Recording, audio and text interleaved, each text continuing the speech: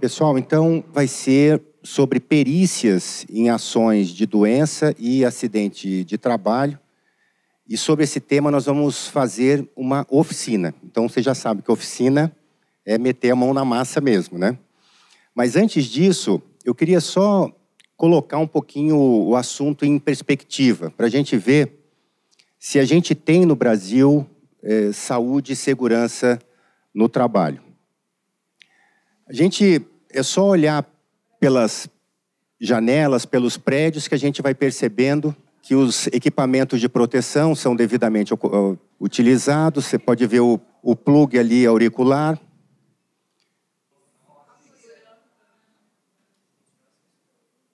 Isso é um cabo de ancoragem de trabalho em altura.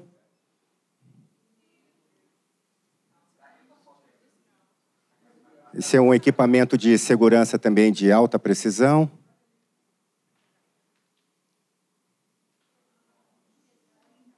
Vocês percebem a tensão aqui, né, da ancoragem também. Muito atento. Proteção contra poeira, né, em suspensão. Isso é trabalho.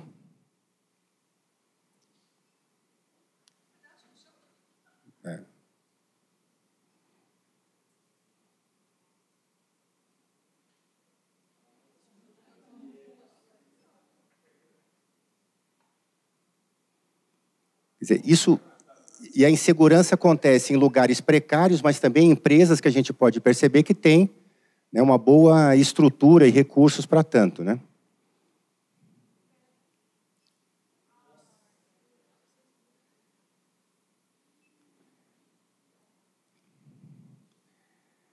Enfim, aí as fotos das consequências disso, né, em amputações, em mortes, esmagamentos.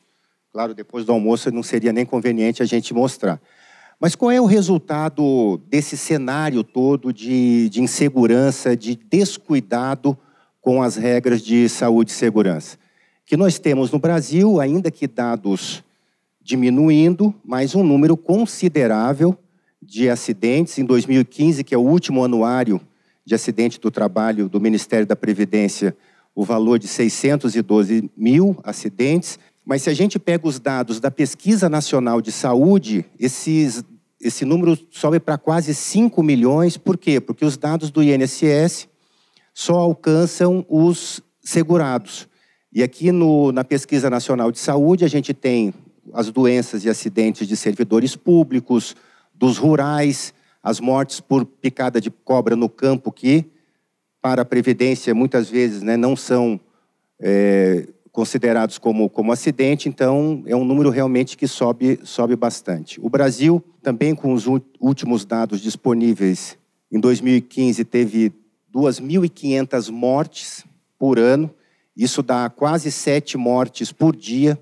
Quer dizer, é um número expressivo, principalmente considerando que são perdas de vida que, na maioria dos casos, absolutamente evitável, desnecessárias, gerando um custo social, familiar e econômico também para o Brasil. O Brasil, esse é um dado corrente, é o 4º Brasil em mortes decorrentes de acidente do trabalho, e isso tudo acontece porque a rede de proteção não funciona. Toda essa principiologia de que a gente deveria prestigiar, deveria prevalecer a promoção, a proteção e a prevenção, evitando os custos de assistência, reabilitação e reparação, essa rede não funciona. O Brasil ainda trabalha sob a perspectiva de corrigir crises e não prevenir crises, e isso se dá também na gestão de saúde e segurança. Educação em saúde e segurança, ou a falta de, é um agravante seríssimo que vocês percebem no dia a dia da atividade. As regras de saúde e segurança são expressivas, são detalhadas, mas muitas vezes o que falta é compreensão mesmo dos comandos, seja por parte dos empregadores, seja por parte dos trabalhadores. Isso gera um descumprimento, e aqui não é só um descumprimento doloso, muitas vezes é um descumprimento por falta de compreensão mesmo. Uma deficiência na fiscalização, A gente sabe que em muitos estados há mais juízes do trabalho do que auditores fiscais do trabalho. Isso já revela um problema de gestão da própria estrutura do macro-estado, né? A gente tem muito médico cirurgião cardíaco, que é caro para a sociedade, enquanto que a gente poderia ter políticas de prevenção e educação de prevenção, que seria um investimento com maior retorno.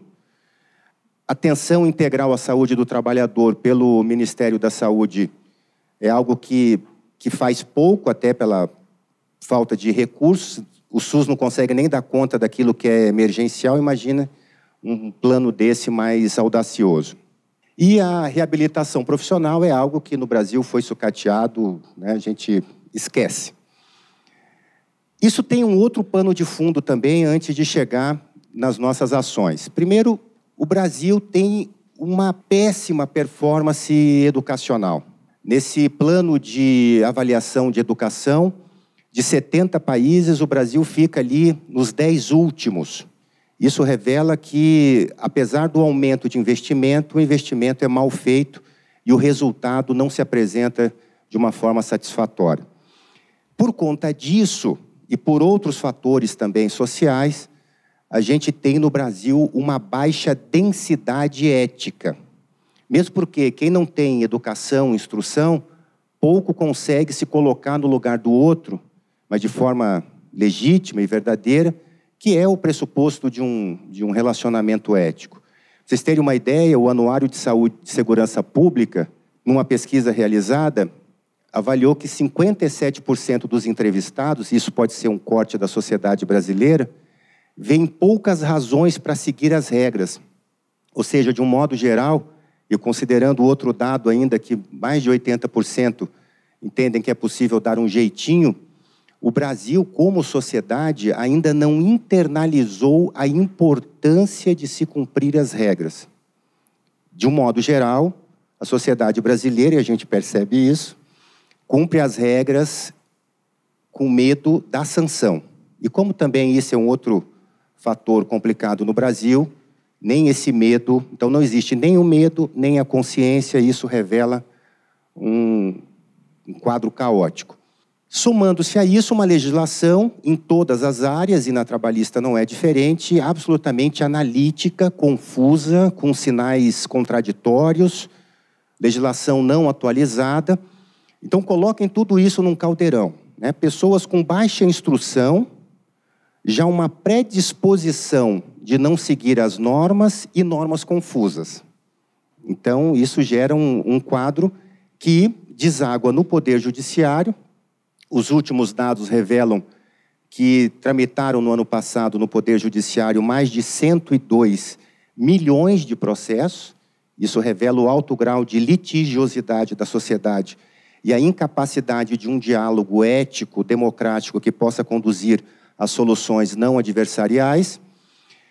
Recentemente a gente teve esse susto, né? Foi até um dos fundamentos que motivou como fonte material, digamos assim, a reforma trabalhista, que um dos pressupostos é tirar um pouquinho todo esse contingente de processo. Claro que isso aqui não é verdade, porque nem existem dados mundiais que pudessem levar a essa conclusão, mas o certo é que, se a gente olhar para os próprios dados internos do Poder Judiciário, e isso está no Justiça e Números mais atual, a Justiça do Trabalho é o segundo ramo do Poder Judiciário que mais recebe ações.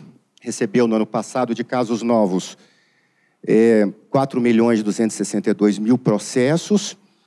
Se a gente considerar, por outro lado, que a Justiça Estadual, que recebe muito mais, desses quase 20 milhões de processos, metade é executivo fiscal, a outra metade é direito bancário e teles, e sobra ali 5 milhões para se discutir direito de família, direito criminal, direito societário, todo o direito contratual civil, e uma parcelinha ali dos contratos de atividade.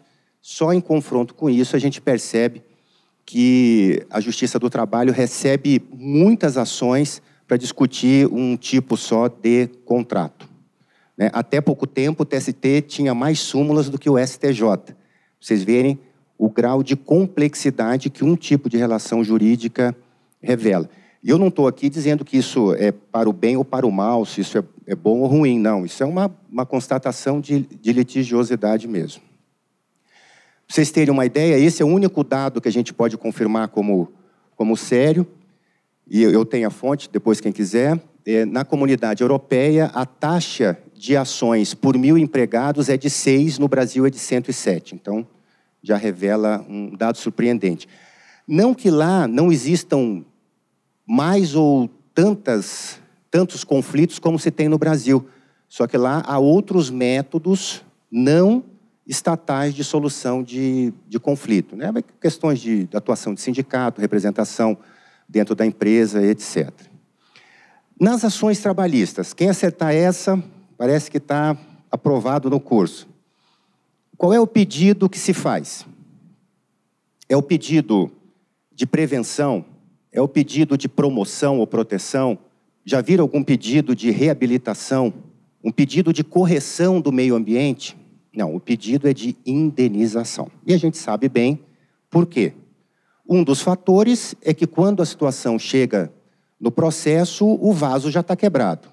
A doença já gerou seus efeitos, o acidente já aconteceu, a amputação já houve, a morte e assim por diante. Então, o que há de pedido na Justiça do Trabalho é pedido de indenização, porque também, né, o advogado legitimamente busca também, além de proteger o direito do seu cliente, busca ganhos econômicos, porque isso também garante a sua renda. Então, diante desse cenário, nós vamos tratar aqui de alguns casos. O primeiro caso que vocês vão encontrar com muita frequência é essa discussão da necessidade ou não de visita do perito ao local de trabalho.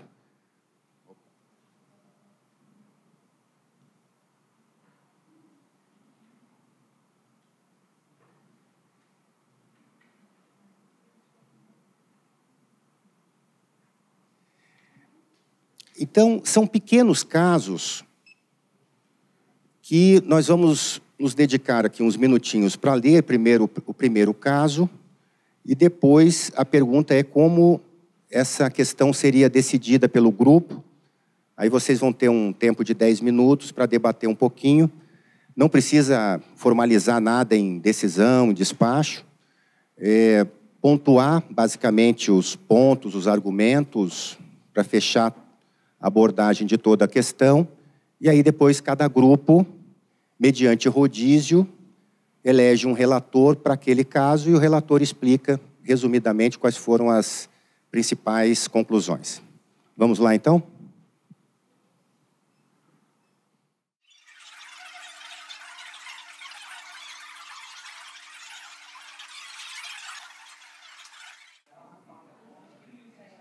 Podemos concluir, então, pessoal? Vamos lá? Já escolheram o relator dessa primeira questão? Então, vamos lá. Então, agora nós vamos ouvir as conclusões do grupo número 1. O relator, quem é? Bom, esse é um caso que se repete nas nossas salas de audiência, realmente, né? Muitas vezes o pessoal insatisfeito com... Ninguém fica plenamente satisfeito com o perícia. O comum é sempre ter uma parte insatisfeita e também é bem comum as duas partes estarem insatisfeitas. Num caso como esse, a gente partiu do pressuposto que o perito fez o estudo clínico a partir das alegações da reclamante. Então, se nas próprias alegações ela traz a informação de que não havia essas pausas que ela precisava, e ainda assim ele chegou à conclusão de que não havia nexo entre a doença e a atividade, todos nós entendemos que era desnecessário o retorno do perito ou uma nova perícia com vistoria do ambiente, e se eventualmente a gente partisse de um pressuposto diverso de que ele não adotou as alegações da reclamante de falta de pausas, essa prova poderia ser talvez produzida em audiência, e se os testemunhos corroborassem essa ausência de pausas, que não teria eventualmente sido levada em conta pelo perito, remeter essa conclusão da prova ao perito para que ele fizesse um novo laudo, tomando como referência a condição verificada pelos testemunhos em audiência. Então, nós aqui também chegamos a exatamente à mesma conclusão. Divergente, 3-2, né? Teve por maioria. Porque tem que se limitar às alegações dela. As alegações dela não eram de que não existia banheiro no local de trabalho, alguma coisa do tipo. Talvez, se tivesse esse pressuposto, talvez uma visita seria necessária. Mas é que ela não podia parar para ir ao banheiro. Então, ele, baseando nisso, ele já fez o lado dele, a gente entende que não é necessário. E a complementação, talvez depois de uma prova em audiência, se realmente ficar comprovado que ela não podia ir ao banheiro, reabrir para o perito esclarecer. Essa foi a nossa conclusão, por maioria divergente. Tem voto vencido. Não, é porque os colegas, eles partiram do pressuposto de que o perito ele não poderia colher informações com outros empregados, não poderia, colher uma prova testemunhal no local. E a gente vê que isso acontece na prática. Então, assim, deveria ter o perito, diante das informações que tem aqui, que não chegou a entrar em detalhes, deveria sim o perito ter ido lá no local do trabalho, averiguar as reais condições de trabalho. Claro que quando se chega nesse ponto aqui, em que o perito já foi ao local, não fez a perícia sem ir ao local, poderia, de fato, o juiz colher a prova testemunhal e, se houvesse, de fato, a constatação de que havia essa limitação de idas ao banheiro, jogar para o perito novamente. E, caso contrário, se não houvesse essa informação na prova testemunhal, liberar a perícia, né? Então, ficaria com aquele laudo. Só isso aí. Olha, nossa conclusão também foi pelo indeferimento dessa produção, dessa prova do perito estar visitando o local de trabalho, porque partimos do pressuposto que o perito ele já analisou as alegações que continham na petição inicial, os documentos, os atestados que ela apresentou, que, embora comprovassem a doença, ele entendeu pela ausência de nexo, mesmo ela dizendo que ela não podia parar, ela tinha restrição da ida ao banheiro. Então, nós indeferiríamos essa prova que ela pediu, partiríamos para a produção da prova oral e, comprovado em audiência pelas testemunhas que realmente havia restrição da ida ao banheiro, até considerando que é de conhecimento assim, é notório que a pessoa que ela tem essa restrição, ela pode vir a desenvolver a cistite, nós pediríamos a produção, faríamos quesitos suplementares e ver se o perito ele mantém ou não a conclusão dele quanto à inexistência do nexo causal depois da prova produzida em audiência. E não foi falado, mas se for o caso, não havendo uma predisposição dela a essa cistite ou mesmo uma condição genética, até a questão de afastamento do laudo pericial. Mas isso já é por minha conta, não por afastamento, não. Alguma complementação do grupo? Grupo 4 ali, o relator. Nós também chegamos às mesmas conclusões. Todos aqui consideraram que a perícia, no final das contas, seria desnecessária. A perícia não, a ida ao local seria desnecessária. Só uma pequena divergência em relação aos fundamentos. A maioria considerou que o perito já leva em conta, no momento em que realiza o laudo, a questão da impossibilidade das idas ao banheiro. E se mesmo assim, já considerando isso, ele conclui pela ausência de nexo de causalidade, não é necessário ir ao local para verificar isso, passa a ser relevante. A divergência aqui foi o seguinte: o primeiro ponto que eu levantei é se segurar o xixi daria infecção urinária. Então, eu falei assim, olha, eu não sei se ele... a gente verificou aqui depois no Google, o Google falou que sim, mas o Google não é técnico e nem eu sou técnico. O doutor Google, né? Exato. Assim, a princípio, eu preciso saber se o perito considerou essa restrição de banheiro como irrelevante para aquela infecção urinária, aí tudo bem, faz sentido.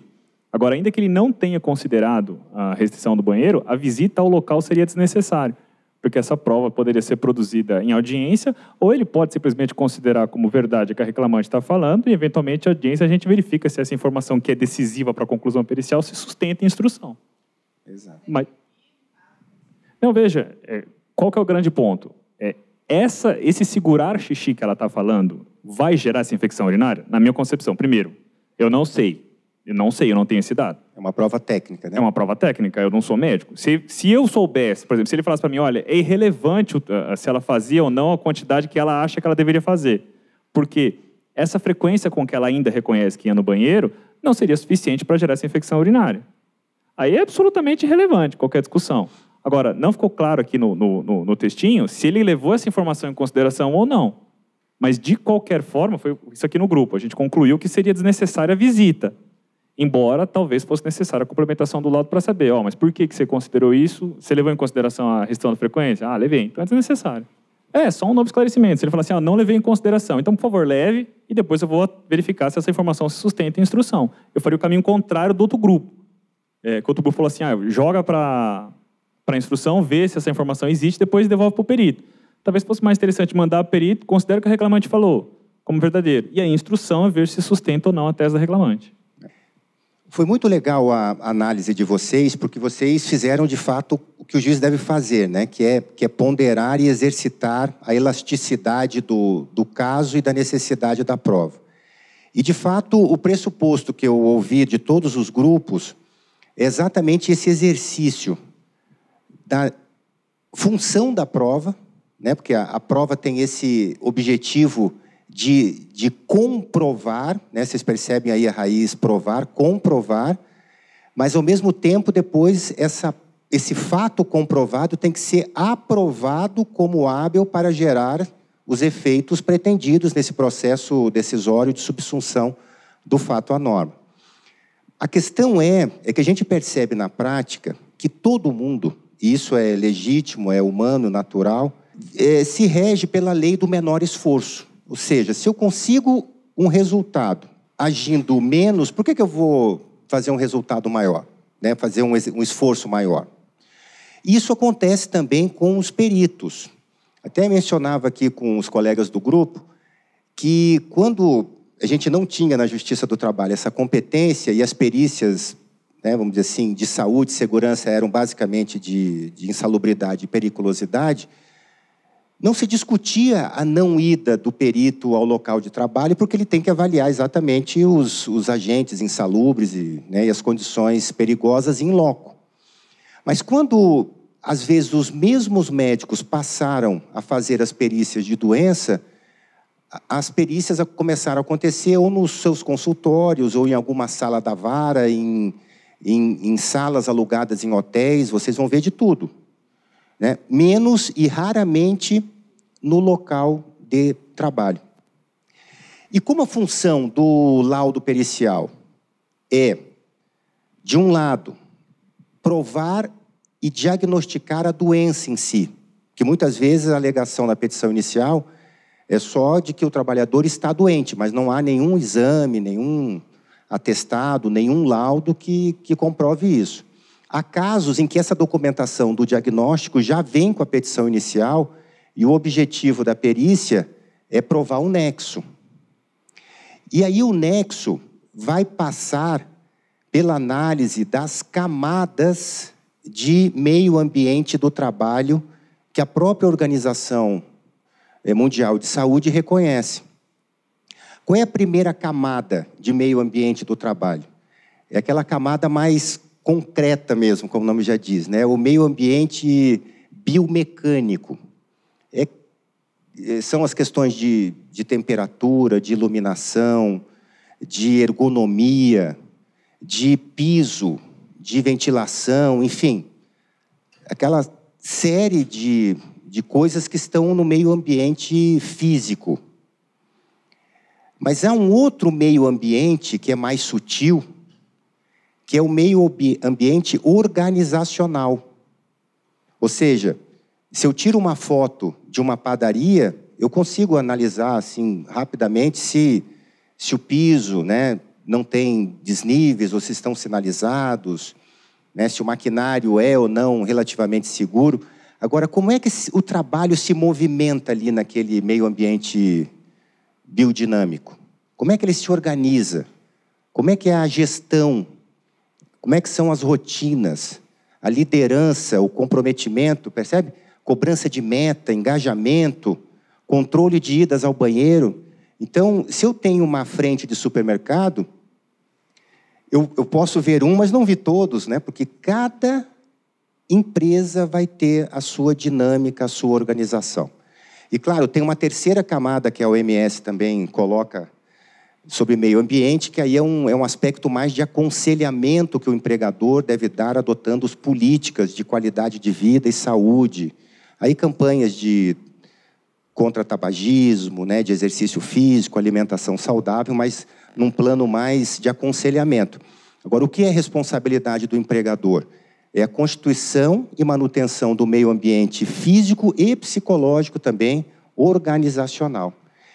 E aí que, às vezes, né, talvez nesse caso, a gente pudesse fazer inúmeras especulações sobre se seria necessário ou não. Mas como cada vez mais as doenças mentais estão nas nossas salas de audiência, e doenças relacionadas exatamente não mais à questão ergonômica, né, em banco ainda existe muito Ler Dort, que foi a grande onda da década de 70, mas hoje a grande onda aí que assusta a Previdência Social e a Justiça do Trabalho é o adoecimento mental. E, quanto a isso, a gente só vai conseguir investigar as situações fáticas com a visita ao local de trabalho. E aí, há um enunciado do programa Trabalho Seguro, que depois eu vou disponibilizar para vocês no ambiente virtual. Por conta disso, inclusive, recomenda, com uma certa obrigatoriedade, a visita ao local de trabalho. Não obstante, a resolução 1488 do Conselho Federal de Medicina, que não obstante dizer respeito só à atividade da perícia médica, mas é um balizamento que a gente pode ter para todos os tipos de perícia, exige o estudo do local de trabalho e o estudo da organização do trabalho. Claro que estudo não é necessariamente visita. Tanto que lá nos considerandos, deixa a critério do médico a necessidade de verificar ou não em loco o local de trabalho. Agora, eu às vezes me pergunto como é que é possível você estudar um local de trabalho sem ter um contato direto com o seu objeto de estudo. E muitas vezes a gente escuta isso. Eu já conheço uma frente de caixa de supermercado. Se for daquele mesmo estabelecimento, daquela mesma empresa, a gente pode até admitir que existe um conhecimento acumulado ali. Mas, né, a gente tem que ver direitinho se precisou ou não. Exatamente para evitar, às vezes, aquilo que alguns grupos colocaram como solução de procedimento. O perito não vai, depois faz a prova testemunhal, e se precisar, o perito vai de novo e complementa. Mas vejo que às vezes, uma análise, e hoje com a nova legislação processual trabalhista, os juízes do trabalho terão que fazer saneamento probatório, em alguns casos, né? Como vai ser importante a gente delimitar realmente se, naquele caso, precisa ou não, e se precisa, já colocar no despacho que determina a perícia, seja já no alto texto ali da ata de audiência, seja por despacho avulso no processo. Mas ele já define de antemão, já explica por que precisa fazer a visita e, se possível, quais os quesitos necessários que o juízo avalia como tal. Porque também integra essa resolução do Conselho Federal de Medicina a recomendação, a obrigação do perito médico ouvir os trabalhadores. E é muito interessante, eu já tive a oportunidade, quando o tempo permitia, de acompanhar algumas perícias, e às vezes você sente ali, não obstante, né, toda a perícia ser programada e a empresa, né, arrumar as coisas, né, passar todos os informes previamente de que todo mundo deve se comportar desse ou de outro jeito, às vezes as pessoas estão ali silenciosas, mas querendo contar a sua história. Né? Porque o acidente é isso, né? Às vezes, quando é acidente típico, acidente por máquina, etc., ele não acontece assim de uma hora para outra, como a gente imagina. Né? Ele tem uma historiazinha que vai sendo, né, geminada ali, vai surgindo aos pouquinhos, e as pessoas que vivenciaram aquilo ali sabem. E que muitas vezes a gente sabe quais são as restrições de uma conversa tão formal como é o interrogatório de uma testemunha, né? As coisas ali já vêm filtrada, vem quase que preparada, não digo preparada por outra pessoa, mas mentalmente a pessoa já vem organizada. E às vezes essa visita do perito, caminhando, ouvindo, conversando, revela muita informação que ajuda no processo decisório. Que é isso, né? Porque uma coisa é você decidir no escuro, agora decidir com todas as circunstâncias esclarecidas é uma coisa muito mais fácil. Então, o desafio é esse. E a jurisprudência acaba validando também a possibilidade de o perito não ir, mas também não quer dizer que o juiz não possa mandar, porque essa liberação só acontece se existem outros elementos probatórios que dispensem a visita. Agora, sendo necessária a visita, o que se recomenda é que o perito vá mesmo, né? Alguma colocação adicional? Podemos ir para o próximo? Então, mais uns minutinhos para a gente analisar esse. Aí um outro relator do grupo faz o relato.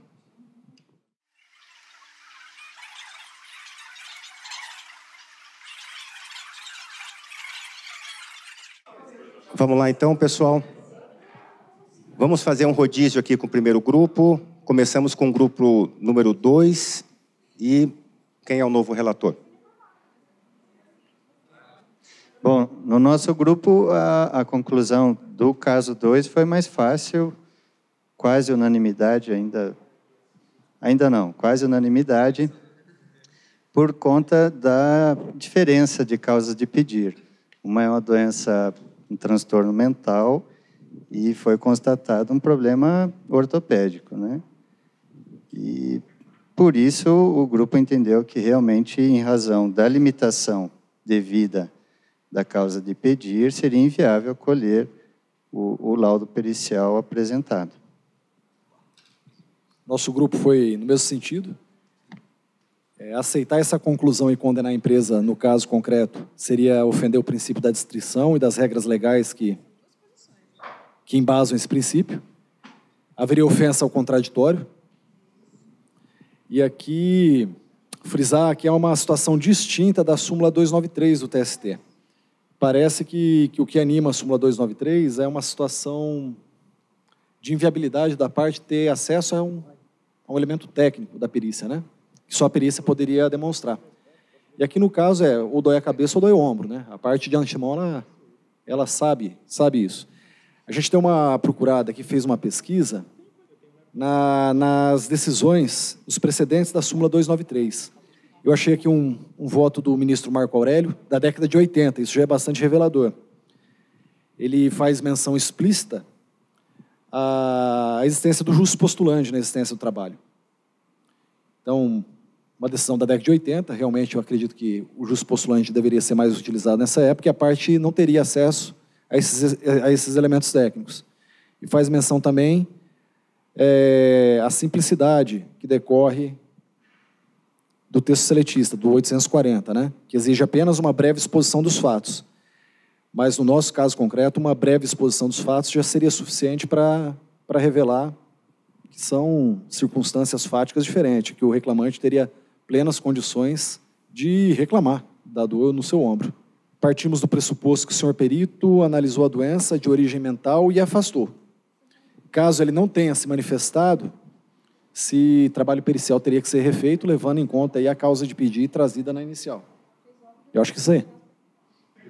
O nosso grupo, a maioria, 4 votos a 1, entendeu também muito embora a causa de pedir seja doença do trabalho, ele especificou o substrato fático dele foi cobrança excessiva de metas e tratamento vexatório, que teria gerado uma depressão e síndrome do pânico. A gente sabe que quando a gente manda o processo para o perito, a gente coloca análise de perícia médica, devendo analisar de acordo com a petição inicial, contestação.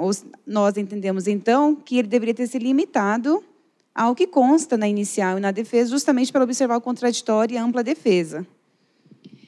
E aqui, o perito ele não falou nada sobre a depressão e síndrome do pânico, foi inclusive omisso com relação a esse fato, e concluiu com uma causa de doença diferente. A maioria aqui entendeu que, muito embora ele tenha descoberto uma nova doença, neste processo aqui, nós não acataríamos esse laudo e não adentraríamos, quanto à doença, jogaríamos procedente, porque é uma causa de pedido diversa. Mas tem outro lado também, né? Com base na súmula, o Renan abriu divergência. Eu abri uma divergência com base na 293, porque eu considerei uma situação muito semelhante. Veja, eu não posso, da mesma forma que eu não posso exigir conhecimento técnico do reclamante, para que ele saiba se o agente insalubre é calor, poeira, ou eventualmente se é insalubridade ou periculosidade, eu não posso exigir o mesmo conhecimento técnico dele suficiente para limitar uma causa de pedir numa doença profissional. Então, fiz o seguinte raciocínio. Causa de pedir, quer dizer, o pedido, uma lesão incapacitante, adicional de insalubridade e periculosidade, ou adicional de insalubridade ou periculosidade. E vim para baixo. Causa de pedir, sofri uma lesão. Qual lesão? Eu acho que foi a depressão que está me deixando incapacitante. Mas o médico no laudo descobriu que não, que é meu ombro que está arrebentado, que tem 70% de incapacidade. É o mesmo raciocínio da súmula 293. Eu procurei aqui, inclusive, enquanto eu estava abrindo a divergência, localizamos aqui um acórdão da 8ª turma do TST, que inclusive validou esse raciocínio. O motorista tinha pedido... Só um minutinho aqui, que está aqui, ó. O motorista tinha pedido por ruído no ouvido e o TST reconheceu validade por uma doença de joelho. É o mesmo raciocínio. A decisão está lá. Uai, agente calor, agente ruído, pode ser periculosidade, pode ser insalubridade. Sim, mas olha lá. Mas, assim, às vezes, depende do nexo. Mas, na minha opinião, se o excesso de trabalho, o excesso de metas, foi o que causou uma doença ou outra, a causa é a mesma. O que importa para mim na causa de pedir é a causa da doença e não a doença em si. Então, acho que dependeria da conclusão do perito com relação a isso. Se foi o excesso de trabalho que causou o problema no ombro, tudo bem. Agora, se for outra causa, aí teria uma possível lesão devido ao processo legal. Nós aqui do primeiro grupo pedimos vênia para discordar do Renan, mas inicialmente nós trouxemos a súmula 293 justamente pela questão técnica.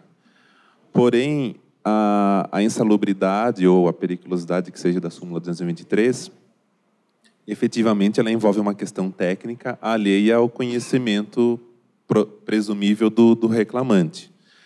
Porém, a doença, nós concluímos que não precisa de um conhecimento técnico para saber se você tem um problema na cabeça ou se dói o seu ombro, ou se dói o joelho. Então, entendemos que não se trata de uma hipótese de aplicação da súmula 293 e também, ao aplicar ou acolher o pedido de eventual danos morais por essa doença, nós também comprometeríamos o contraditório e ampla defesa, uma vez que a reclamada não teve a oportunidade de se defender sobre esses fatos. Inclusive, uma petição inicial que traz um pedido de adicional de insalubridade, trabalhava em ambiente salubre e requer adicional de insalubridade. Aí, correto, determinamos a perícia. Mas, normalmente, uma petição inicial que aponta sofri acidente de trabalho, quero danos morais materiais, normalmente determinamos a emenda da inicial para que esclareça as condições em que ocorreu o acidente ou a doença. Então, por isso, o nosso grupo concluiu que ainda não seria possível um pedido genérico e, nessa situação, não acolheríamos o pedido. Hoje parece que a gente vive numa situação de transição. E mais do que nunca, né, uma transição muito abrupta. Porque, de fato, a gente tem a súmula 293, que, por si só, e ainda em relação à adicional de insalubridade, já passa por um crivo de uma eventual possibilidade de superação pelo novo sistema processual que a gente vive. Eu não vou nem entrar aqui na necessidade do pedido líquido, que pressupõe que a parte tenha o detalhamento de todas essas questões previamente.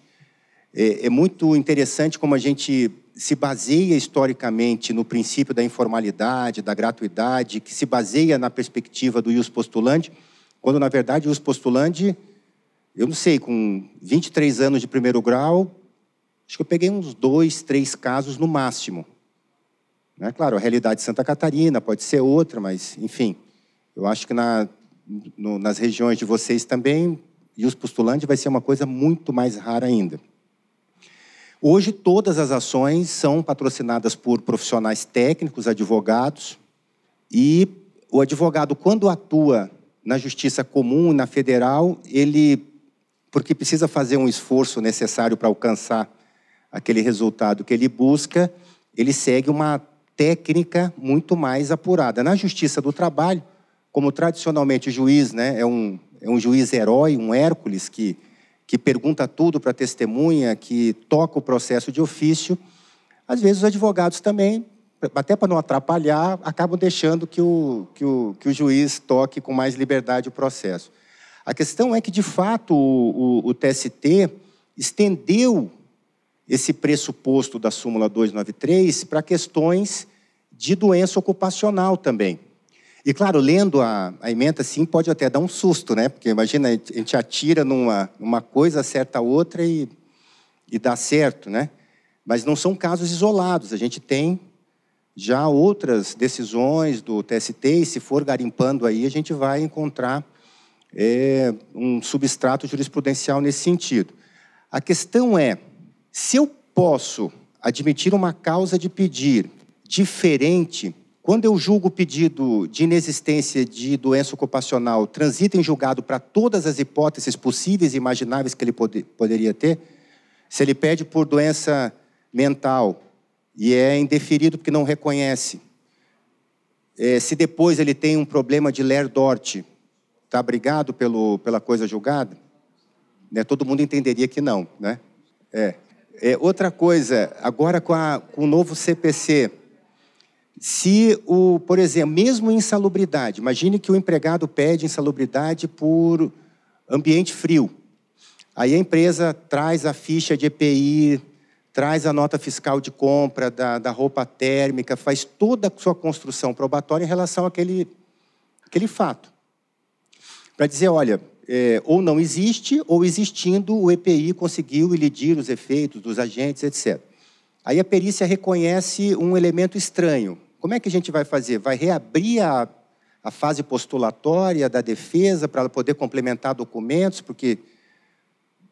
E se o juiz decide com base num fato que as partes não debateram na fase própria? Ou a gente entende que a manifestação ao lado supriria? Né? Então, teríamos esse outro empecilho aí de superar a eventual decisão surpresa, que é defeso hoje o juiz fazer.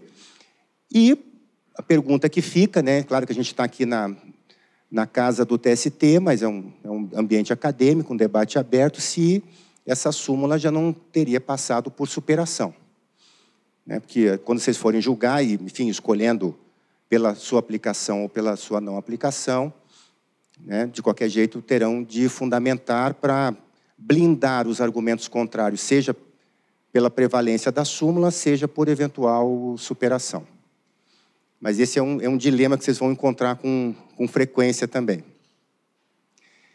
Atualizando aqui, entrando um pouquinho na reforma trabalhista, vamos tratar do pedido genérico. Caso número 3.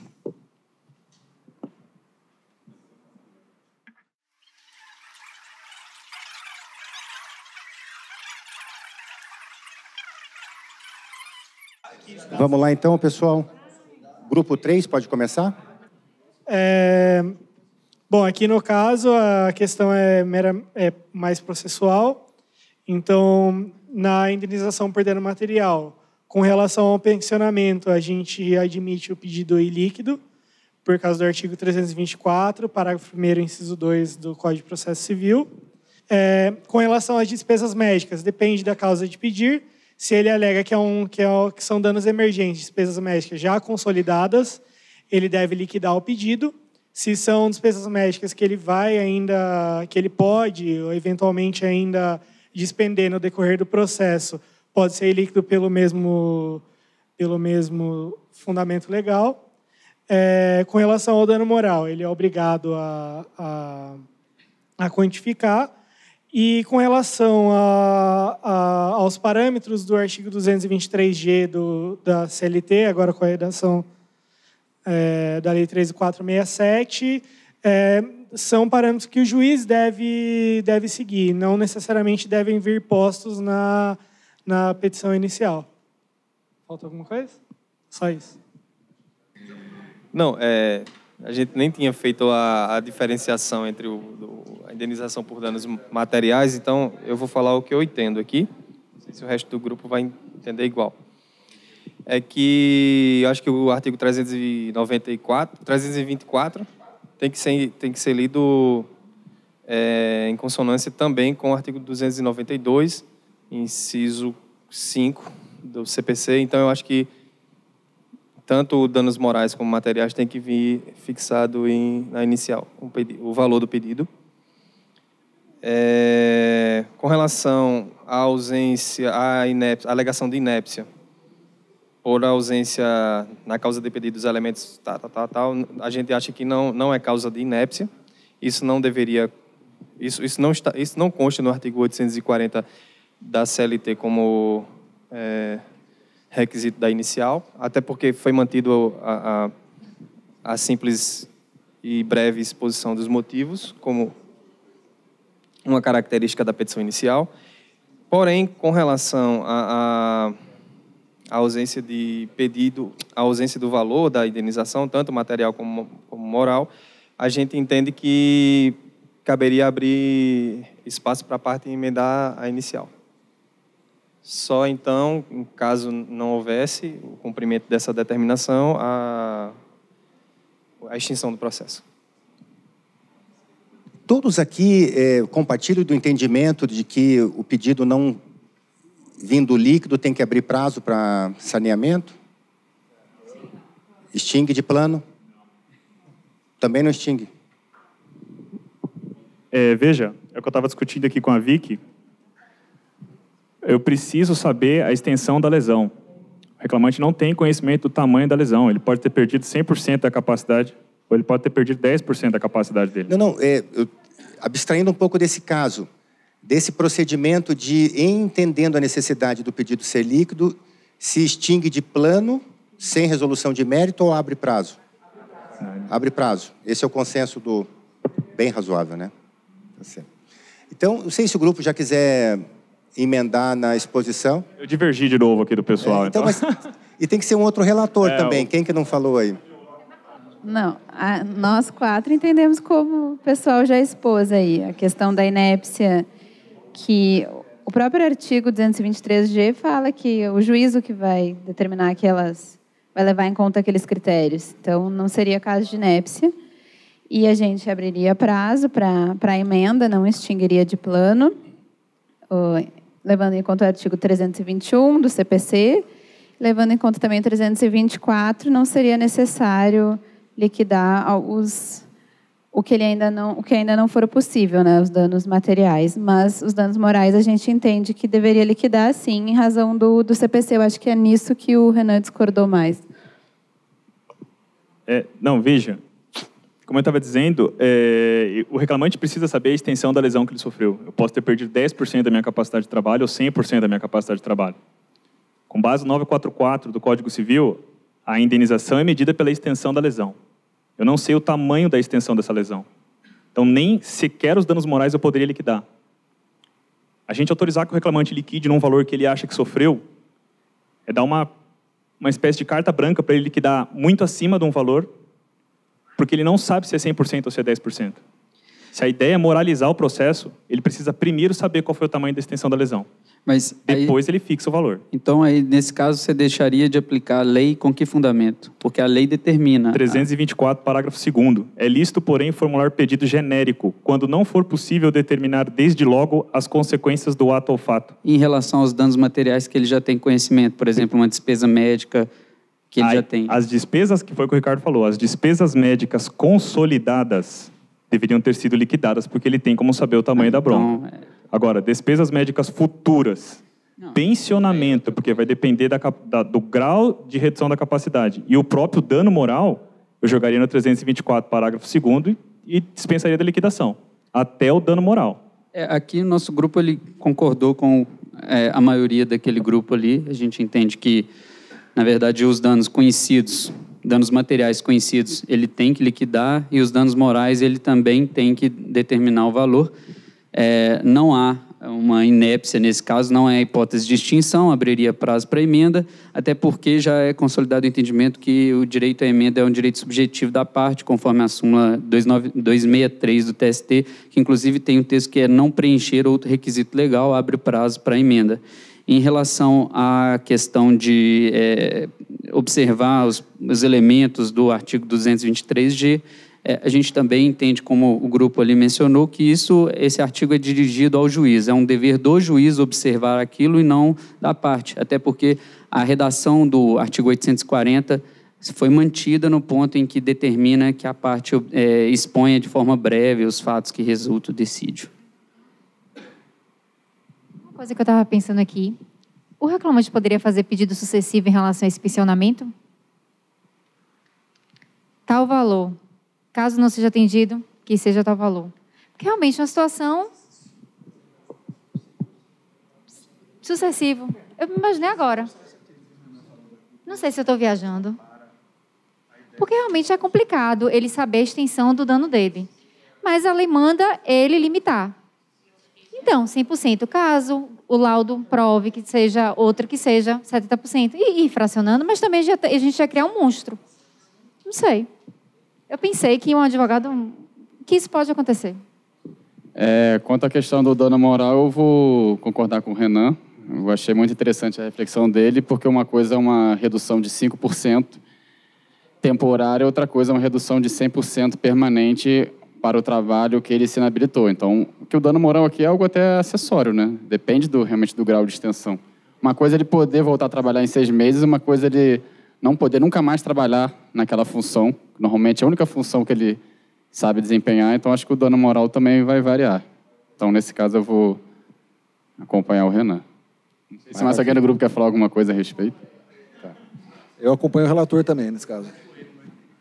Só chamar a atenção para o artigo 223F da CLT, que diz no parágrafo 1º o seguinte: se houver acumulação de pedidos, o juiz, ao proferir decisão, discriminará os valores das indenizações a título de danos patrimoniais e das reparações por danos de natureza extrapatrimonial. Então, ele dá essa abertura para o juízo fixar também na sentença os valores, né? Bem, vamos lá então fazer uma finalização sobre esse caso aqui. Primeiro, eu pergunto, o grupo está de acordo de que a nova redação do artigo 840 exige pedido líquido e não uma atribuição aleatória de valores como acontecia até agora? É isso. Os parâmetros são aqueles do Código de Processo Civil, né? No caso até que nos socorre aqui, sendo cobrança de despesas passadas, é uma ação de cobrança. Então, tem que liquidar o valor do principal com juros de correção monetária até o ajuizamento. Então, a gente começa a perceber que a regra, de fato, passa a ser a do pedido líquido. Essa é a regra. Isso exclui, de forma absoluta, a possibilidade de pedido genérico? Não. Evidentemente que não, que está autorizado lá no Código de Processo Civil. Mas mesmo lá, o pedido genérico é uma excepcionalidade. E como toda excepcionalidade, tem interpretação restritiva, tanto que o próprio CPC traz as hipóteses em que é possível o manejo do pedido genérico. Fora dessas hipóteses, prevalece a regra geral do pedido líquido. E quando a parte vai adotar um pedido excepcional, um pedido genérico, deve explicar para o juízo por que está fazendo isso. Por que eu não estou quantificando o dano moral? Exatamente com base naquele argumento, porque eu não sei ainda, porque inclusive a minha doença não teve os efeitos consolidados, eu não sei ainda, qual vai ser a extensão do dano, mas de alguma forma explicar isso.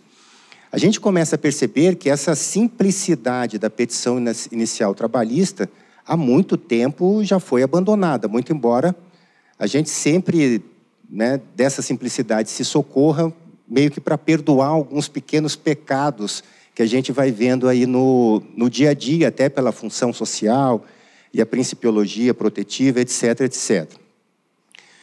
Então, o pedido líquido é a regra, o pedido genérico é a exceção e, como toda exceção, deverá ser explicada por que está sendo adotada. O STJ, e nesse aspecto a gente vai ter que se valer muito da jurisprudência do direito comum, porque lá ele já tem uma tradição muito maior de detalhamento do que deve ser o valor, né, o conteúdo econômico da causa.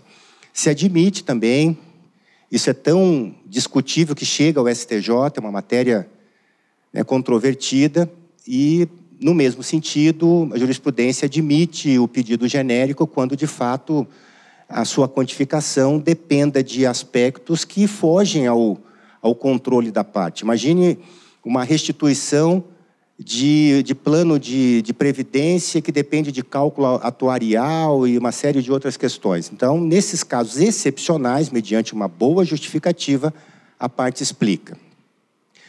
No que tange ali aqueles elementos do pedido por dano extrapatrimonial, eu achei bem interessante assim, o consenso da turma, no sentido de colocar isso só na responsabilidade do juiz, né? Já que o texto já diz isso, né? Que o juiz o considerará. Mas eu chego a questionar se a obrigação do juiz considerar não está pressupondo que os temas tenham sido objeto de debate pelas partes.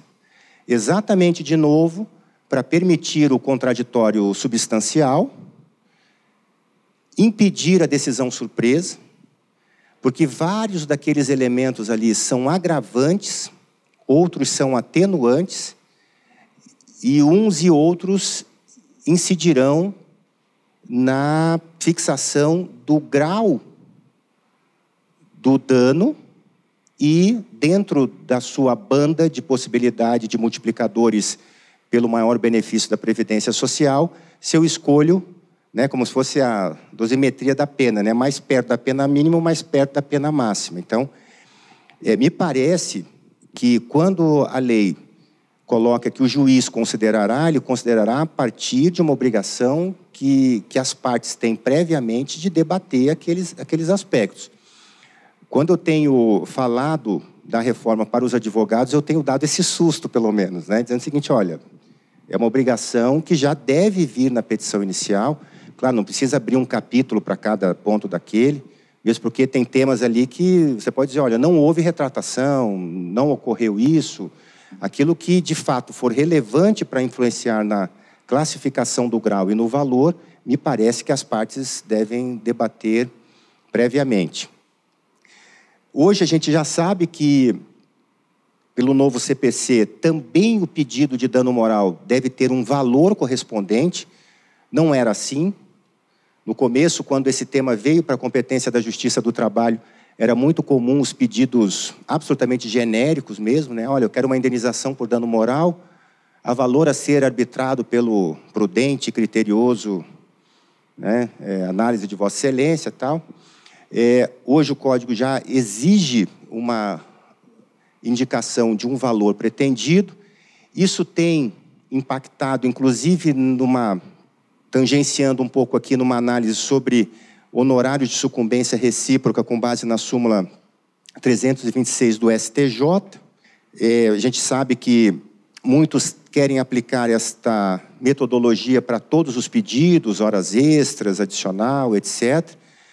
Mas um alerta aqui que, inclusive, essa súmula, no processo civil, já tem sido objeto de indicação de superação, porque é anterior ao Código de Processo Civil, quando não se exigia uma indicação de valor, e processualistas de renome já têm sustentado que, mesmo no caso de pedido de dano moral, que se a parte pede 50 e leva a 20, tem honorário sobre 20, mas pagaria honorário de sucumbência recíproca sobre a parte que perdeu. Eu só coloco essa discussão. Então, com muito mais razão em relação a outros aspectos também. O fato do juiz só considerar, a partir do debate das partes sobre esses parametrizadores da reforma, parece que segue também o atendimento de vedar uma decisão surpresa. E, voltando aqui a essa fixação de valor que a gente aplica subsidiariamente, a CLT me parece, salvo aquelas leis antigas lá de telecomunicações, mas das leis modernas pós-Constituição, o único código que traz, de fato, uma planilha e elementos para uma identificação muito exata dos valores de indenização por dano moral. Então, fazendo uma leitura mais sistêmica de todos esses dispositivos, enfim, a gente vai ter que acomodar isso, mas, enfim... Eu, hoje, entendo que, na petição inicial trabalhista, os pedidos de danos extrapatrimoniais devem já apontar aqueles elementos de fixação e enquadramento dos danos. Vamos para o próximo? Então, mais uns minutinhos para a leitura e começamos com os debates.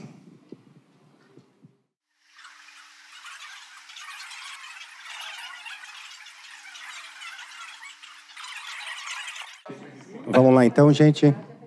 Todos concluíram? Vamos lá. Então, vamos começar pelo grupo número 1. Pode ser?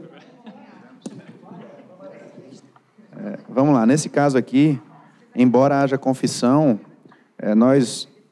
houve um consenso aqui do grupo, nós admitimos que a confissão ela deixa reconhecido o acidente de trabalho e o assédio moral, mas isso não quer dizer necessariamente que o transtorno mental comprovado por documentos decorreu disso. Então, a gente amplia um pouquinho a leitura do artigo 195 da CLT, que só exige a prova técnica para aqueles casos de insalubridade e periculosidade, e joga aí no meio também a questão da doença laboral ou do acidente de trabalho. A gente fez uma leitura também de alguns dispositivos do CPC aqui. O 443... ele fala que o juiz pode dispensar a realização de perícia quando já provada a questão. Então, ele até refere à confissão, mas nesse caso aí a gente entende que a confissão não é capaz de comprovar o nexo causal. E lemos também o 464, parágrafo 1º. Nesse caso aí ele fala das hipóteses em que o juiz pode indeferir a prova pericial e também entendemos que não se enquadra no caso de verificação de nexo causal de doença ocupacional. Então, nesse caso, nós exigiríamos a realização da prova pericial para eventual condenação à indenização por acidente de trabalho. Tem mais alguma coisa aqui? Assim, a questão de procedimento, haveria recebimento de defesa, os documentos todos, mas não poderia haver essa condenação à indenização por doença ocupacional sem a realização da perícia. Divergência, né? Nós 4 aqui decidimos pelo mesmo sentido do outro grupo, acrescentando que a confissão em relação à matéria de fato.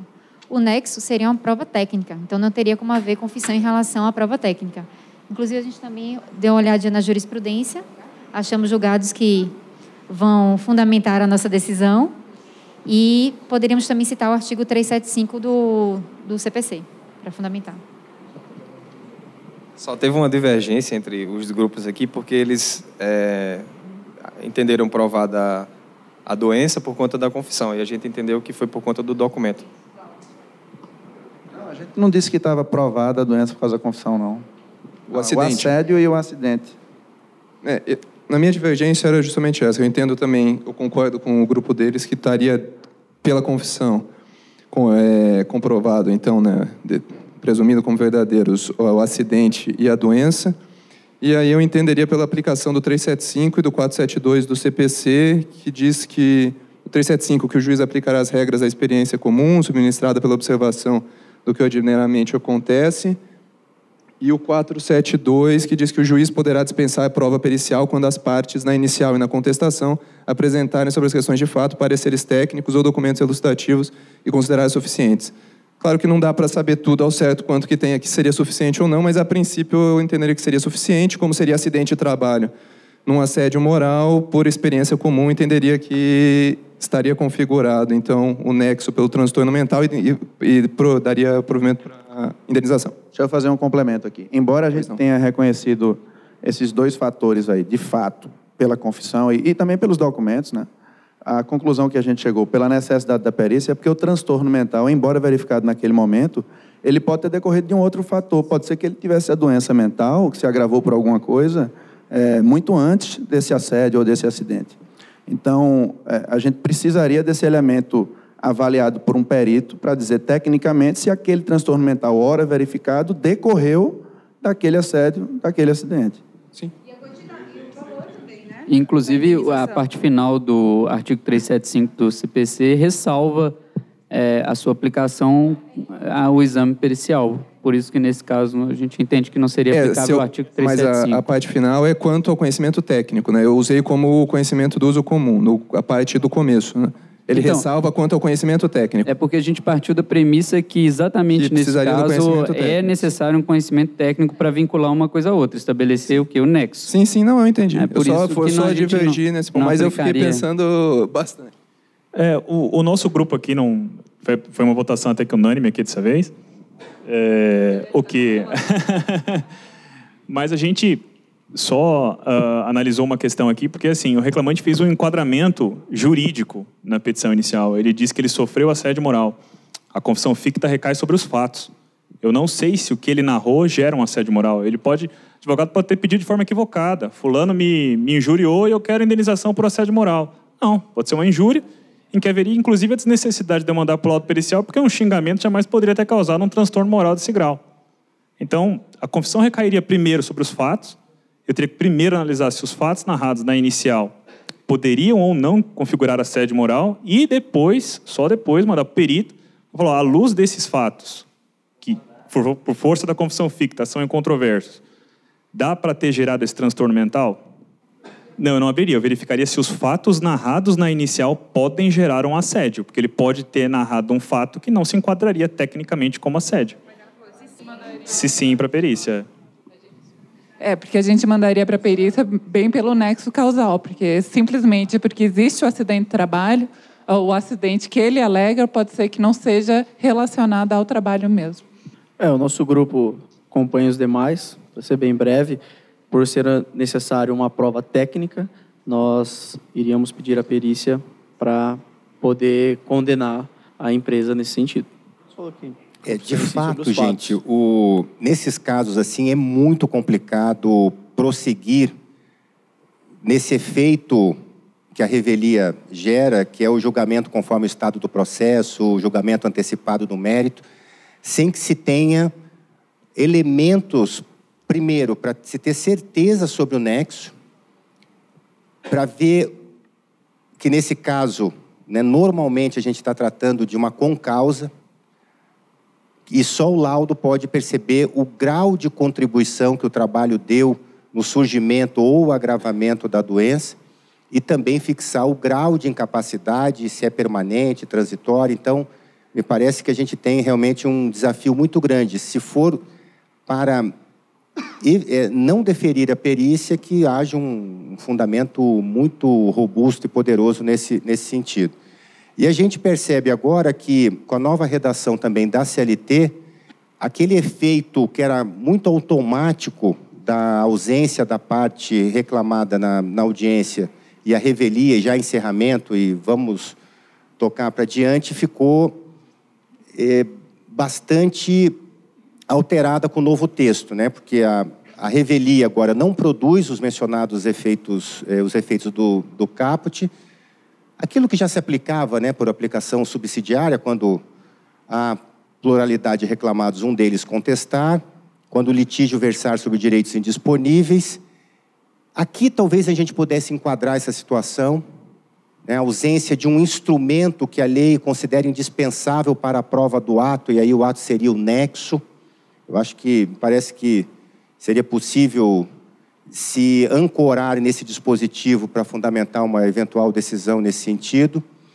E também, como, né, o colega trouxe ali, muitas vezes a narrativa da petição inicial, numa leitura preliminar, pode parecer inverossímil. Muitas vezes a gente, quando lê a petição inicial, claro que tudo é possível entre o céu e a terra, né? Muitas vezes a gente se surpreende também que aquela narrativa é verdadeira, mas em não sendo, num primeiro plano assim, verossímil, é possível que o juiz também, por cautela, não incida os efeitos da confissão ficta e prossiga na instrução, né? Vai julgar com mais segurança, com mais lastro em prova.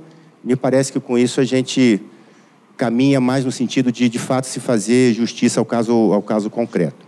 Então, além de tudo isso que vocês trouxeram na análise do caso, parece que também a nova redação da CLT pode nos ajudar um pouquinho aí a caminhar por um terreno mais firme. Então, vamos para a pausa do café e voltamos em 15 minutinhos, pode ser? Vamos lá? Pessoal, então, depois da leitura do caso, esse marcar aqui certo ou errado é individual. E depois as questões são em grupo.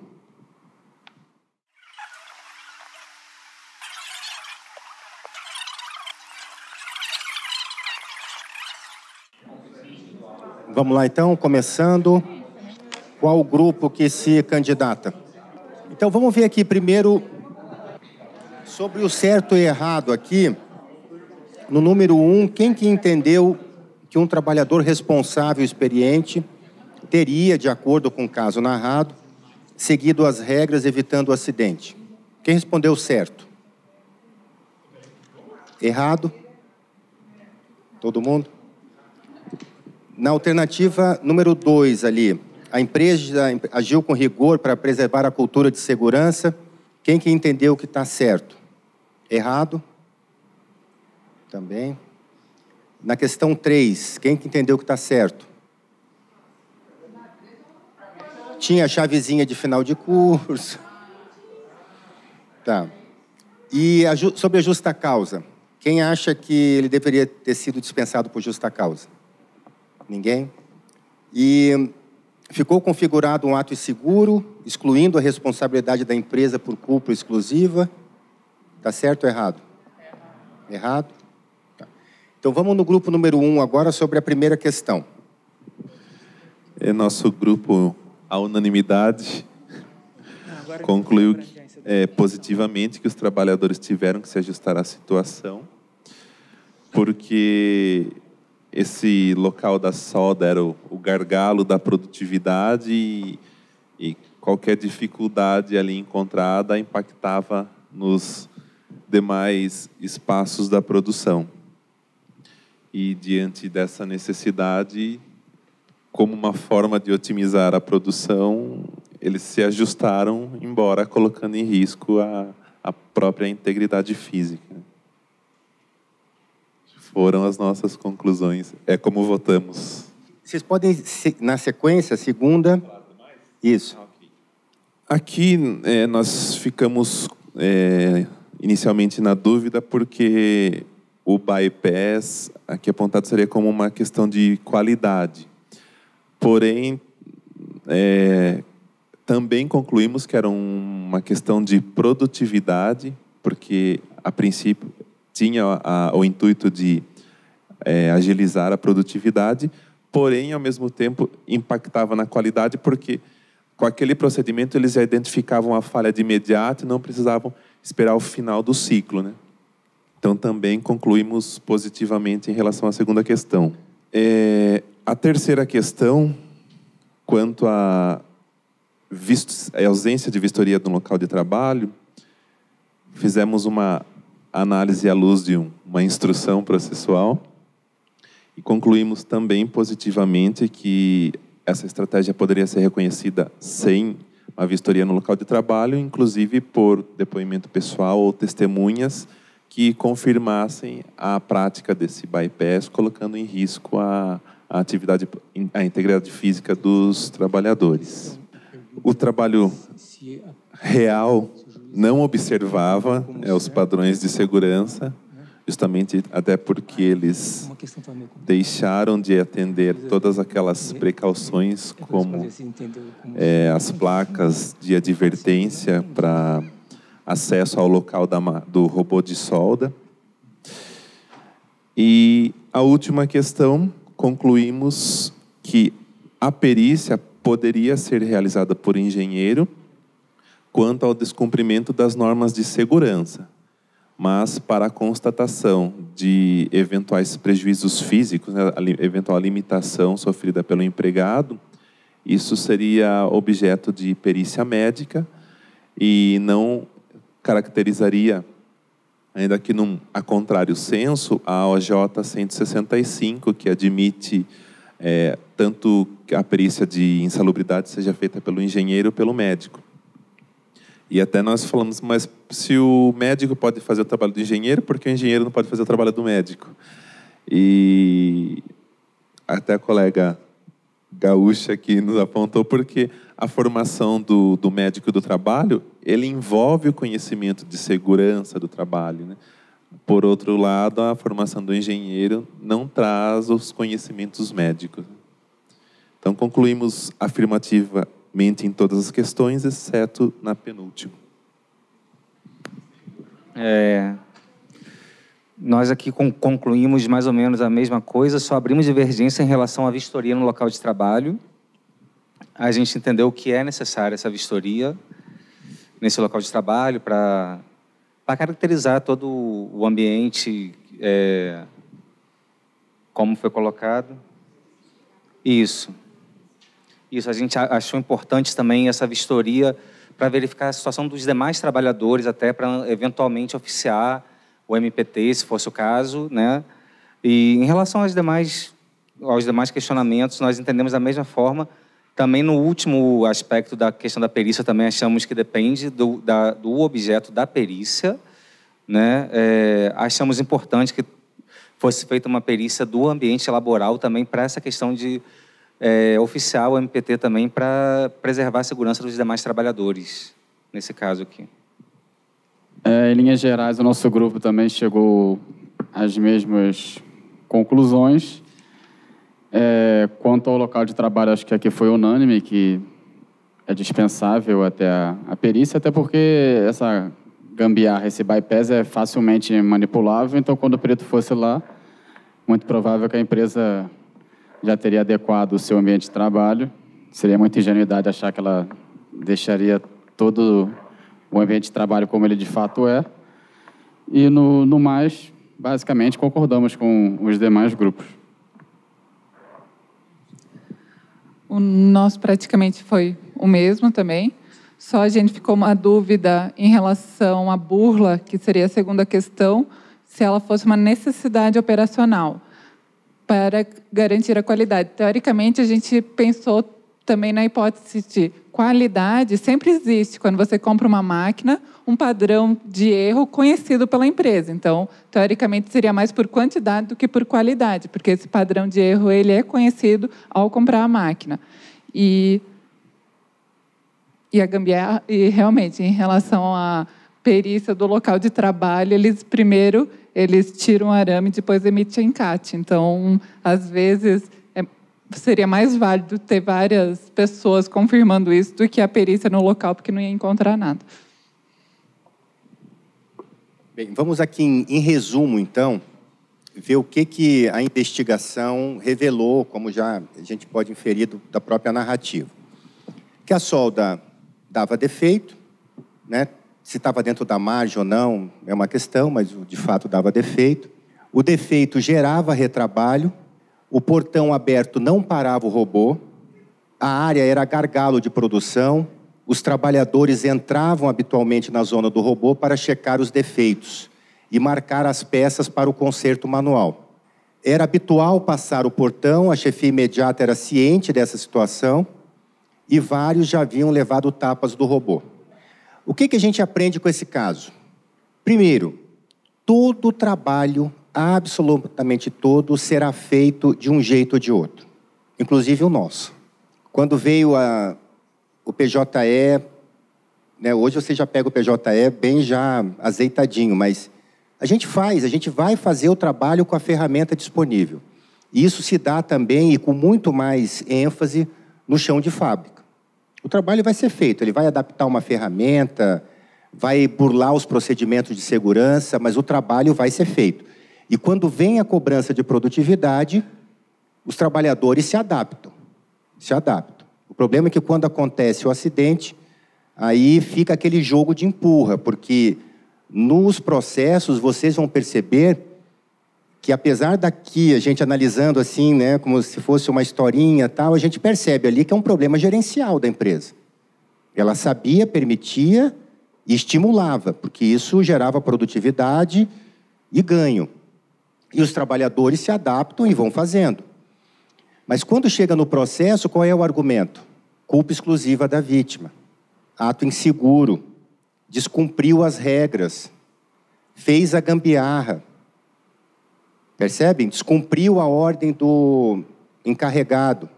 Exatamente isso que acontece. Esse ajuste era feito há muito tempo e com sucesso. Apesar dos pequenos tapas em outros trabalhadores, com sucesso. Esse tipo de burla e de estratégia era uma necessidade operacional. Aquelas fotos no começo, lembram? Aquilo ali é como o trabalho é realizado. Se ele tem um trabalho à altura, todo o equipamento de segurança, a corda, a ancoragem, está tudo previsto na NR, ele eventualmente pode não usar, e vários acidentes acontecem por isso mesmo, por um descuido, enfim, o empregado não estava usando na época, cai e morre. Mas pelo menos está ali, né? Tem o equipamento. Agora, se não tem, ele vai fazer o trabalho do mesmo jeito. Esse tipo de estratégia só é conhecida no chão de fábrica, necessidade de ouvir os trabalhadores. Uma coisa assim que eu percebi na conversa com vocês não vou dizer uma importância porque é importante, mas uma supervaloração da prova testemunhal. E, gente, saibam disso. Quando vai para a audiência, vai todo mundo preparado para influenciar o juiz. Não vou dizer que vai para enganar o juiz, mas para influenciar o juiz. Até as testemunhas já julgaram o processo e elas já sabem quem que deve ganhar. E quando elas prestam um depoimento ali, elas já têm uma versão. Elas já estão ali argumentando em favor de quem elas acreditam, né, por vários motivos, que deve ganhar a ação. E o nosso grande esforço é esse. É ali a picareta, tentar tirar da rocha bruta, né, um contorno de verdade, da proximidade do que a gente tem como razoável. E claro que vocês vão se desdobrar por todas as técnicas, né? Já passaram por técnicas psicológicas, inclusive de inquirição da testemunha, isso é fantástico, porque ou a gente tem ferramentais de identificação, ou depois a gente vai aprendendo mesmo na marra, né? E errando muito e, às vezes, enfim, prejudicando a própria instrução do processo. Eu sei que tem a nosso dispor aqui a cariação. Pensem muito bem, né, Ricardo, antes de fazer uma cariação, porque é o tipo de procedimento que você sabe como começa, mas não sabe como termina. E depois, eu fiz 23 anos de primeiro grau, fiz 3 vezes a cariação. 2 vezes deu certo. Mas, assim, há um custo emocional e um desgaste de tempo e de estresse, assim, muito grande. Porque chega um momento que as testemunhas ficam empacadas nas suas versões e você faz o quê? Você já ameaçou que é crime, ameaçou que vai prender. E chega na hora, você vai dizer, não, tudo bem, depois a gente resolve de outro jeito. Às vezes você fica numa encruzilhada ou num labirinto que você é obrigado a cumprir a sua palavra, ainda que, né, praticando um pouco de legalidade nesse meio do caminho. Aí tem que avaliar, né, onde você está, o que vai acontecer, etc. Então, a prova testemunhal é importante, a gente tem ali um campo muito fértil para extrair, mas desde que a gente tenha as ferramentas certas. Mas uma coisa a gente tem que saber, todo mundo que vai ali já vai pronto. Né? Ele já se preparou ele, psicologicamente, para a audiência. Ele já sabe o que vai ser objeto de investigação. E numa perícia, por isso assim que eu enfatizo, está tudo meio desencadeado, né, a nossa oficina aqui, que é importante estimular nas comarcas onde vocês atuarem, conversando com os peritos. Às vezes, claro, em grandes centros é impossível isso, mas em outros é possível, conversando e estimulando a visita. E essa conversa com os trabalhadores, porque aí o perito, como auxiliar do juízo, pode reduzir isso no laudo e facilita muitíssimo. Né? Porque já teve alguém lá investigando, conversando e reduziu isso. A prova testemunhal pode até ajudar a complementar, mas com todas as reservas possíveis. Outra coisa que a gente aprende, existe um trabalho prescrito e um trabalho real. E o que procuram colocar no processo é o trabalho prescrito. Vem o PCMSO, o PPRA, o LCCAT, vem todos aqueles exames periódicos, está tudo bonito. Né? A gente sabe que tem PCMSO que vai até pelo correio hoje, né? O técnico nem visita. ASO recebe pelo correio também. Então, formalmente, às vezes você tem um processo belíssimo, mas é preciso descobrir, com todo o esforço, né, que a prova exige, o trabalho real. E há um binômio aqui que às vezes não fecha, que é produtividade e segurança. Todo trabalho que você for fazer observando segurança é mais demorado. Veja em casa, qualquer coisinha que você vai fazer. Se você for minimamente medir as consequências, isolar algumas áreas, isso demora. Preparo, né? Tem que ter equipamento. Se a gente quer celeridade, a gente vai abandonando as regras de segurança. Então é preciso ter isso em mente também. O que mais? Nunca aceitar a primeira versão. O acidente de trabalho tem história, é um filme, não é uma fotografia. Tapas já aconteceram, outros casos que não foram valorizados, eram colocados ali como efeitos colaterais aceitáveis. E é preciso ir além das causas imediatas, sair debaixo do poste e olhar um pouquinho na escuridão, né? Botar o assunto em perspectiva. Os acidentes são resultados de contradições no sistema, dentro desse binômio produção e segurança, e numa abordagem clássica é suficiente para alcançar determinados aspectos organizacionais. Tem que ver se isso procede ou não. Porque hoje o nosso grande desafio é avaliar a dimensão organizacional do meio ambiente do trabalho. E vocês trazem uma reflexão muito importante aqui. É de tentar tornar essas ações de doença e acidente que vêm individualizadas em instrumentos de coletivização. Ou seja, ainda que o novo CPC tenha sido vetado nesse aspecto, que seria um grande ganho para a sociedade brasileira, há outros instrumentos que a gente pode usar.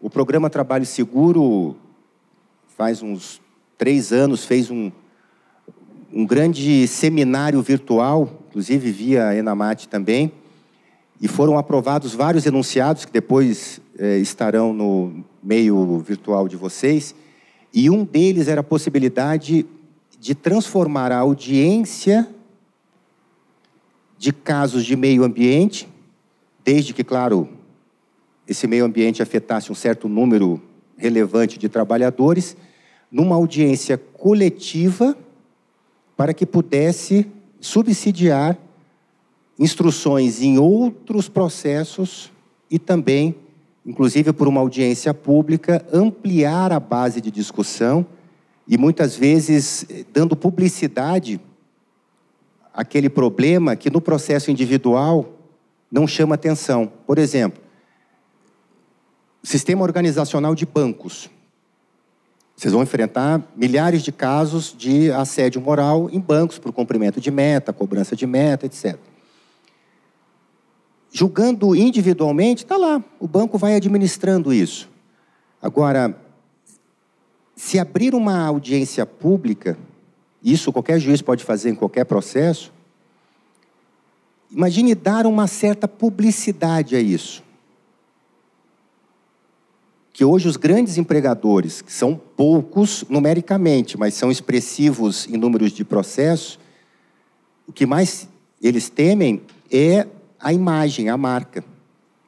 Não que vai fazer chantagem, alguma coisa nesse sentido, mas a audiência pública gera por si só essa repercussão que pode trazer para a sala de audiência não só o advogado correspondente, né, que é o que normalmente essas grandes empresas mandam, e um preposto profissional, né, e trazer alguém que realmente possa ajudar o judiciário a resolver o problema, e não só o processo, e corrigir, de uma certa forma, o meio ambiente do trabalho. Então, a oficina teve um pouco desse objetivo, de trazer para vocês a preocupação ampliada sobre esse tema. É um tema recorrente, mas há ferramentas que a gente pode usar para não só resolver o caso individual, mas ampliar para a correção e prevenção do meio ambiente do trabalho.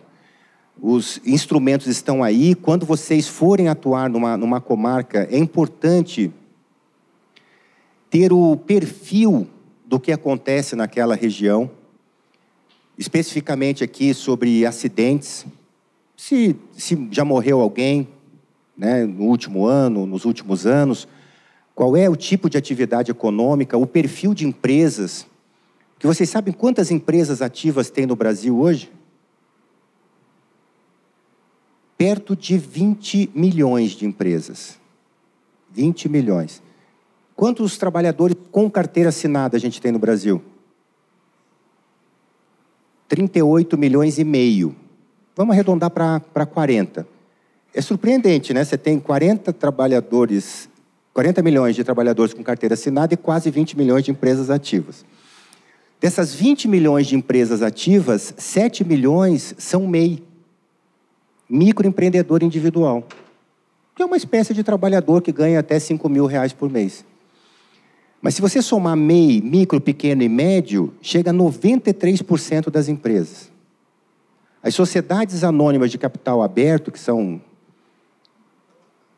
as grandes clientes do TST, porque são essas empresas que chegam no TST, porque o micro, pequeno e o médio não chega, ele fica lá em primeiro grau, um pouquinho chega no segundo, mas não chega no TST. A SA de capital aberto é 0,16%.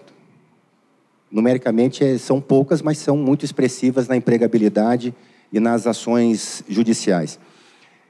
Saber quais são os acidentes que acontecem, as atividades econômicas que ocorrem naquela comunidade, quer dizer, mapear um pouquinho isso. Por quê?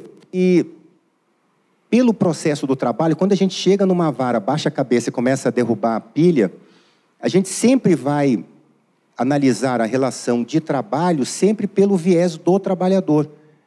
Eu não estou dizendo que isso está errado, não. É assim que tem que ser mesmo, né? Porque é ele que demanda. E toda a nossa investigação vai ser qual era a jornada dele, qual era a função, qual era o local, quais eram as condições de trabalho dele. Mas a gente desconhece um pouco essa visão macro, que é importante para a gente ter uma atuação mais estratégica.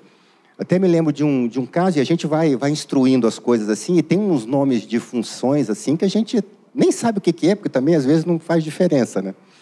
Eu me lembro de um caso que a função do cidadão era operador de parecida. Vocês sabem o que é isso? Exato, é aquele que hoje já tem até robotizado. É aquele que ficava mexendo na placa, pare e siga. E aí, estava tocando a instrução, lá pelas tantas, alguém teve essa curiosidade, né? Porque aí também o assistente lá digitou um pare e siga meio, sei lá, como se fosse uma palavra em inglês, alguma coisa.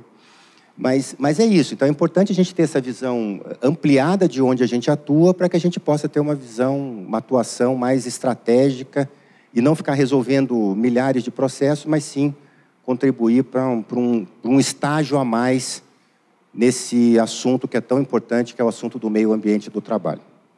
Então, eu agradeço de coração assim, a atenção de vocês, a participação de vocês. Foi uma oficina que só se realizou porque vocês botaram a mão na massa, literalmente. Eu já de antemão peço desculpas, estou com a saúde assim um pouco debilitada, então eu espero que vocês valorizem muito mais o meu esforço de selecionar alguns casos e conduzir a oficina do que, eventualmente, o resultado prático que isso possa ter gerado para vocês. Então, muito obrigado e boa tarde.